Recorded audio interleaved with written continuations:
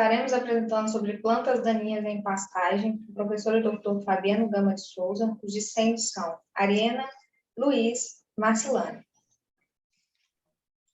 No Brasil, existem aproximadamente 200 milhões de hectares de pastagens nativas, sendo que dessas, 130 milhões estejam degradadas. Conforme o quadro que indica o processo de degradação das pastagens, 130 dessas pastagens estão naquela parte de degradação, onde a forragem ela perde a produtividade devido à não reposição dos nutrientes extraídos. Isso acarreta a perca de vigor, que é o início e morte das plantas cultivadas.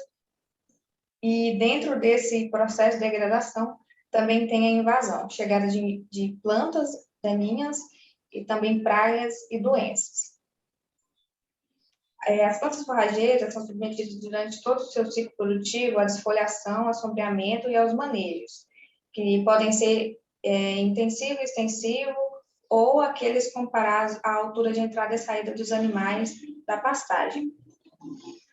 O desenvolvimento morfológico das plantas define a sua arquitetura, influencia a sua acessibilidade, afeta a sua capacidade de crescer após a desfolhação, após o consumo do animal, a forragem. Desses processos fisiológicos, estabelecem a capacidade de captação da energia da luz solar e a síntese dos produtos necessários para sustentar o desenvolvimento estrutural. Através da fotossíntese, os fotoassimilados são produzidos, o que permite uma rebrota dessa planta.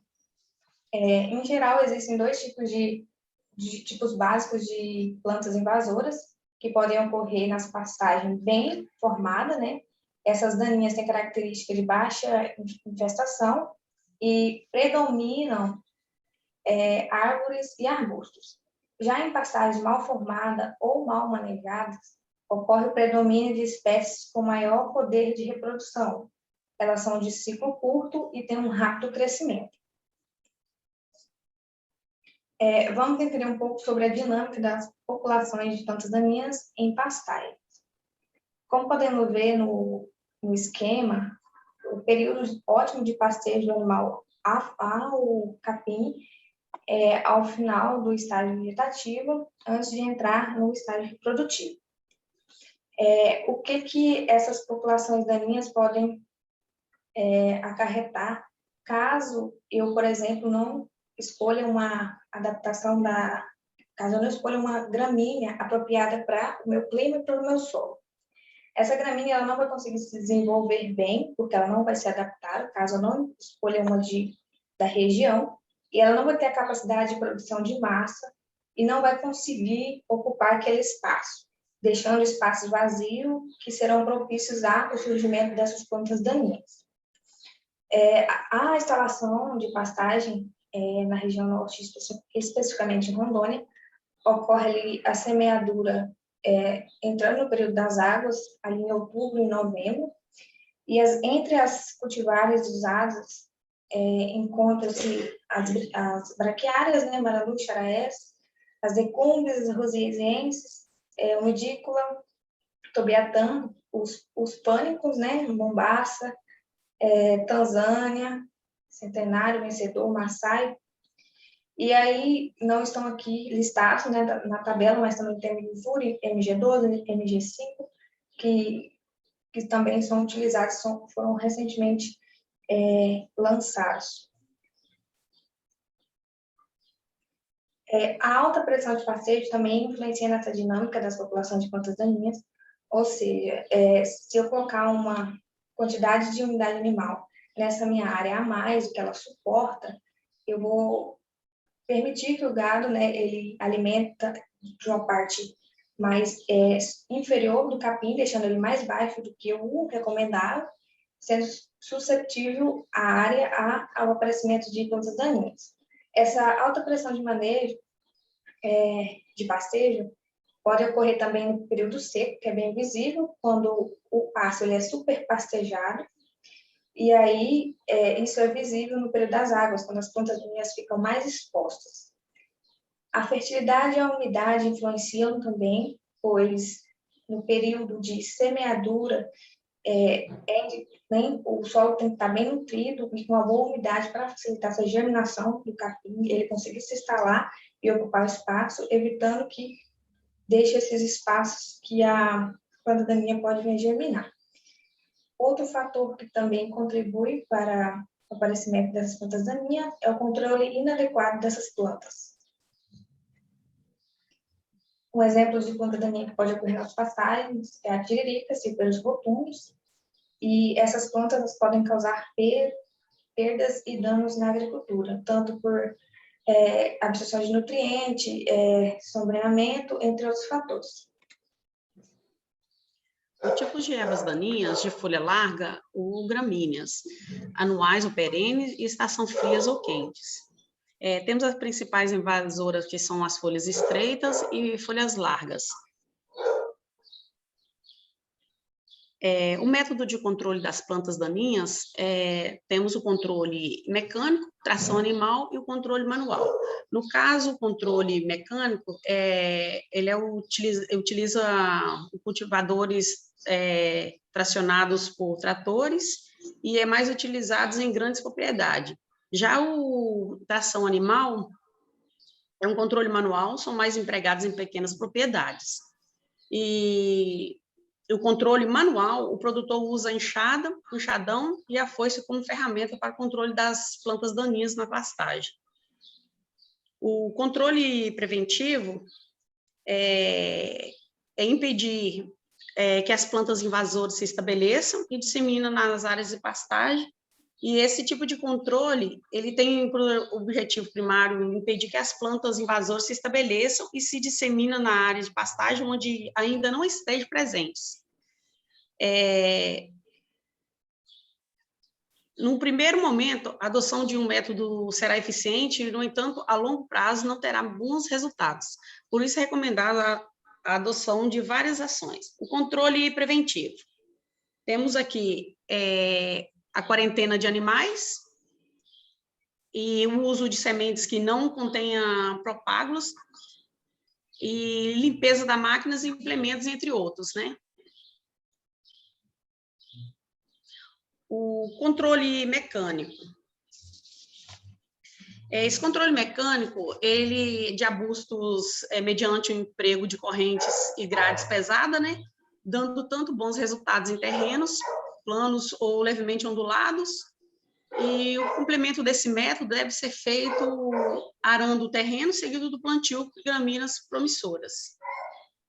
E também é utilizado o controle cultural, que no caso aqui, o controle cultural é um fator de suma importância com relação ao controle que diz respeito ao manejo da pastagem, tem um pastejo bem equilibrado e envolvendo a utilização adicional das forragens disponíveis, possibilita uma melhor recuperação da pastagem.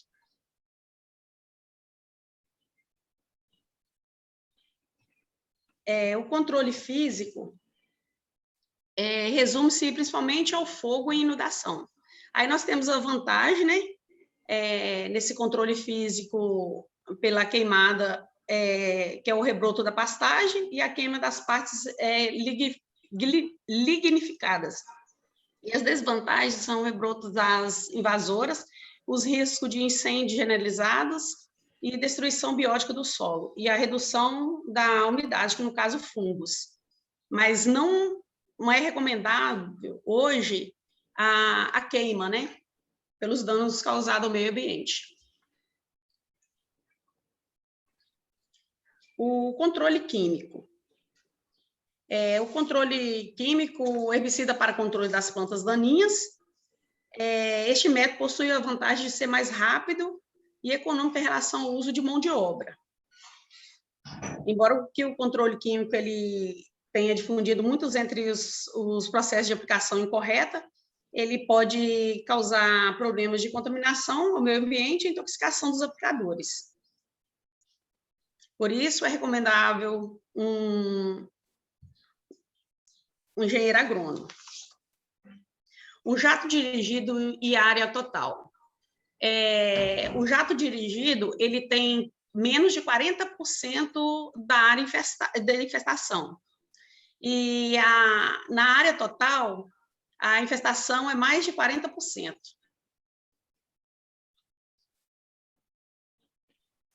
Os herbicidas que podem ser utilizados em pastais são registrados para isso, são, praticamente todos são aplicados pós-emergência, né, da planta daninha. Estão divididos entre aqueles que podem ser pulverizados em área total, aqueles que são de pulverização localizada, e o tebutyron, que é um granulado, um herbicida granulado. Basicamente, a maioria é para o controle de dicotiledôneos, sendo apenas o glifosato para dicotiledônea, folha larga, monocotiledônea, né, também folha estreita. Uma atenção para o glifosato, né, que ele é usado para o controle de plantas daninhas em reboleiras, porque ele é um herbicida que não é seletivo, então tem que ter esse cuidado. O picloram, a aplicação dele é após o corte do caule, seja a planta daninha com o tronco arbóreo, arbustivo ou subarbustivo. E, como eu já citei, o tebutyron, que é um herbicida granulado. Nós temos aqui a guanchuma, né, dourada ou rasteira, e a guanchuma malva, né, que é ácida, né, indica solo compactados e duros. Onde há ela na pastagem, mostra que sobre o manejo na cultura da pastagem tem que ser feita a adubação, né, do solo correto.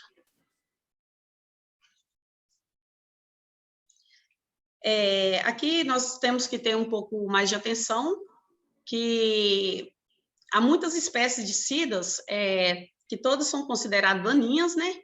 E a cida capinifolia é tóxica e, quando ingerida, a intoxicação natural em animais, provocando alterações neurológicas. Não deve e não é recomendado usar a planta sem a orientação de um especialista. Aí nós temos aqui os nomes populares, né? Que é a guanchuma, a guaxuma, relógio e várias outras. Usa-se para curar ou aliviar, né? Urina presa, tosse, e entre outras.